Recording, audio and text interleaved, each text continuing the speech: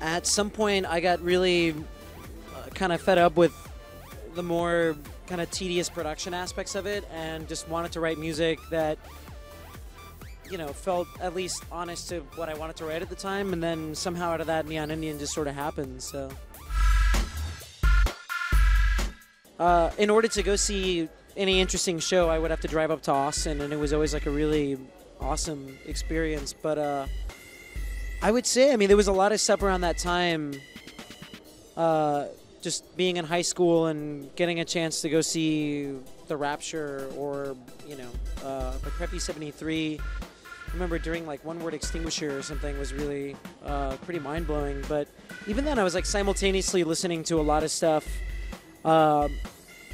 and having those few friends that you would go out to some like industrial 80s night and watch, somebody DJ like Fad Gadget or New Order or anything else off of like Mute or Factory for that matter. So yeah, it was cool because there wasn't a lot of it, which is kind of what made it so special. Well, originally, Adult Swim were the ones who had reached out, and, it's one of those things where the 13 and the 23-year-old in me simultaneously just flipped out.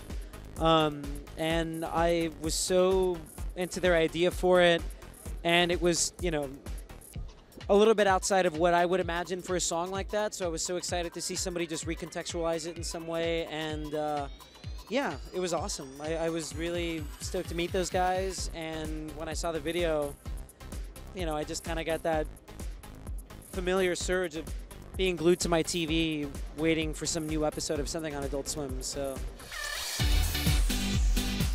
Wayne and Steven and Mike and even Fridman, who records all their stuff, like just being in that environment and kind of getting a sense for how they all interact and work together.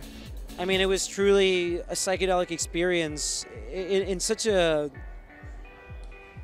real way, in the sense where like you're watching something sort of take shape and it's tangible. It's a real song and it's happening in real time, and you're adding your contributions to it, and it's this ongoing conversation. And as somebody that doesn't write music with other people a lot, it was such a positive experience that I can only be so lucky to get to work with those guys again. It's like Wayne's just like, you're going to go in there, you're going to do something cool. And you're just in this position where you're like, all right, whatever it is, it better be cool in its own right. So you sit down and you stare at whatever configuration of sounds you can put together, and you just kind of run with it. And I rarely have the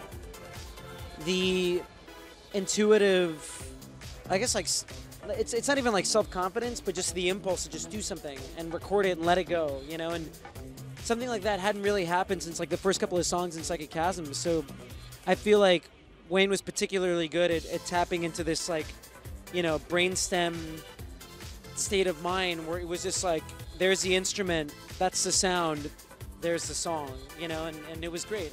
I can't even really put it into words.